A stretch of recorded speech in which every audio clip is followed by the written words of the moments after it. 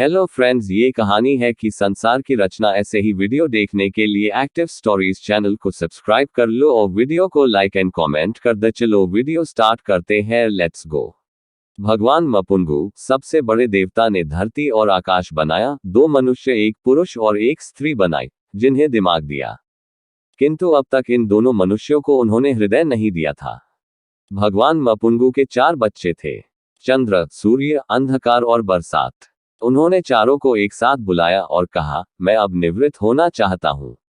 अतः मनुष्य अब कभी मुझे देख न सकेंगे। मैं अपनी जगह पर एक हृदय को धरती पर भेजूंगा। किंतु जाने से पहले मैं जानना चाहता हूं कि तुम लोग क्या क्या करोगे। बरसात ने कहा, मैं मूसलाधार पानी बरसाऊंगा और हर चीज को पानी में डुबो दूंगा। नहीं, भगवान मपुंगू ने कहा, ऐसा हरगिज नहीं करना चाहिए। इन दोनों की तरफ देखो। उन्होंने स्त्री और पुरुष की ओर इशारा किया। क्या ये लोग पानी के भीतर रह सकेंगे? तुम सूर्य से इस काम में मदद लो। जब तुम जरूरत भर का पानी बरसा दो तब सूर्य को काम करने देना। वह अपनी गर्मी से उसे सुखा देगा। और तुम किस तरह काम करोगे?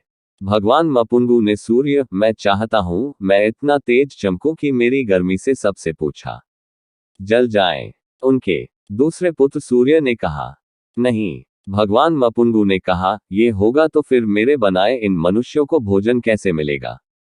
देखो, जब अपनी गर्मी से सब कुछ झुलसाने लगोगे तब बरसात को मौका देना।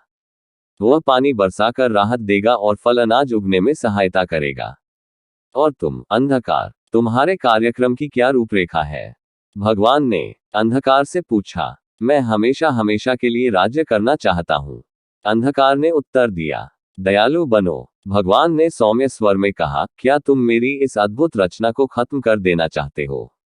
क्या तुम चाहते हो कि शेर, चीते, सर्प सब अंधेरे में घूमते रहें और मेरी बनाई दुनिया न देख सके? चांद को भी कुछ करने का मौका दो। उसे धरती पर चमकने दो। जब वह चौथाई रह जाए तब पुनः तुम अपना साम्राज्य फैला सकते हो। मुझे काफी देर हो गई है। अब मुझे जाना चाहिए। और भगवान मपुंगू अंतर्धान हो गए।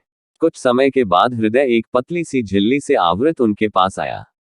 वह रो रहा था। उसने सूर्य, चंद्रमा, अंधकार और बरसात से पूछा, हमारे पिता भगवान मपुंगू कहाँ है? पिताजी चले गए। उन्होंने कहा, हम जानते भी नहीं हैं कि वे कहाँ गए। हाय, मेरी कितनी इच्छा थी कि उनके साथ उनमें लीन हो जाऊं। किंतु खैर, जब तक वे नहीं मिलते मैं आदमी में प्रवेश करूंगा और उसके माध्यम से पीढ़ी दर पीढ़ी ईश्वर को खोजूंगा।